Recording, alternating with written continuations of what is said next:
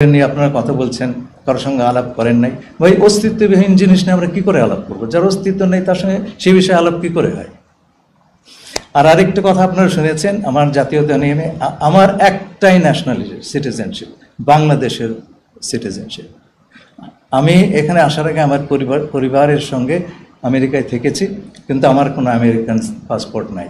বাংলাদেশ ছাড়া অন্য কোনো দেশের জাতীয়তা আমার নাই। এখন আমাকে যদি বলা হয় যে আপনি জাস্ট বিকজ কেবলমাত্র আমি আমেরিকায় থেকেছি বলে যদি আমাকে বলা হয় আপনি বিদেশি নাগরিক, তাহলে তো কালকে তারেক রহমান সাহেবকে সেই কথা বলতে হয়। এটা তো আমি আবেদন করবো আপনার বুঝে শুনে কথা বলবেন। আমাকে যদি আপনার ঢিল করেন, সেই ঢিল কিন্তু অন্যর ওপর গিয়ে পড়তে পারে।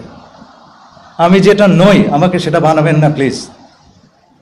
আর পারলে প্রমাণ করেন, আদালতে গিয়ে প্রমাণ হবে। আমার একটা রাইট আছে তো বাংলাদেশি একজন নাগরিক হিসাবে।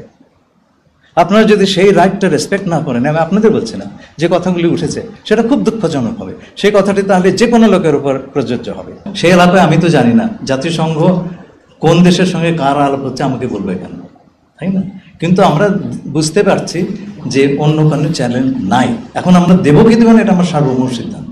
আচ্ছা, 2 নম্বর সাউথ সুদান। এটা নিয়ে আপনি একটা জিনিস মনে রাখবেন, জাতিসংঘ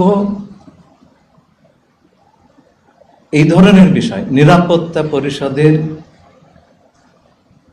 সম্পূর্ণ সম্মতি না নিয়ে এই কাজটা করতে পারে না। বিশেষ করে 5টি ভেটো মেম্বারের সমর্থন ছাড়া জাতিসংঘ এই ধরনের কাজ করতে পারে না। যেমন ধরেন, ইরাক কুয়েত যুদ্ধের সময় ইরাক ঢুকে পড়েছিল কুয়েতে, তারা ফেরত যাচ্ছে না। জাতিসংঘর নিরাপত্তা পরিষদে সবগুলো সদস্যের সম্মতি নিয়ে সিদ্ধান্ত হলো একটি জাতীয় সংঘ বাহিনী সেখানে যুদ্ধে অবতীর্ণ হয়ে ইরাকের সীমান্তের ভেতরে পাঠিয়ে দিবে, ইরাকি সৈন্যদের।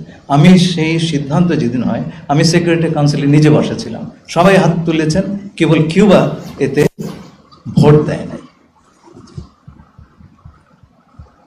জাতিসংঘ কখনই এই ধরনের কেসে নিরাপত্তা পরিষদের এখন আপনি আমাকে বলেন, যদি মিয়ানমারকে কেটে আরাকান বের করে নিতে হয়, চীন এবং রাশিয়া কি ভোট দিবে? তাদের তো 2টা ভেটো আছে। নিরাপত্তা পরিষদে এই বিষয়ে একটা প্রস্তাব গ্রহণের চেষ্টা বেশ কিছু কাল ধরে কিছু দেশ করছিল, কিন্তু চীন রাশিয়া এটাতে একেবারে সম্মত না। আমি বলছি না রাখাইনকে কেটে দাও, আমি বলছি রাখাইনের যে মানবিক অবস্থা সেইটা নিয়ে একটা রেজলিউশন বা একটা ডিসিশন নিরাপত্তা পরিষদে নেওয়ার চেষ্টা করেছিল, কিন্তু বিভিন্ন দেশ সেইটার সমর্থন চীন এবং রাশিয়া দেয় নাই। তো এগুলো করা সম্ভব না যদি জাতিসংঘের নিরাপত্তা পরিষদের সকল সদস্য, চ্যাপ্টার 7 নামে একটা চ্যাপ্টার আছে জাতিসংঘ সনদে বল প্রয়োগের সংজ্ঞা, সেইটা ইনভোক করে যদি না করা যায়, জাতিসংঘ কোনো যুদ্ধ বা ইত্যাদি জড়িত হতে পারে না, সম্ভব না।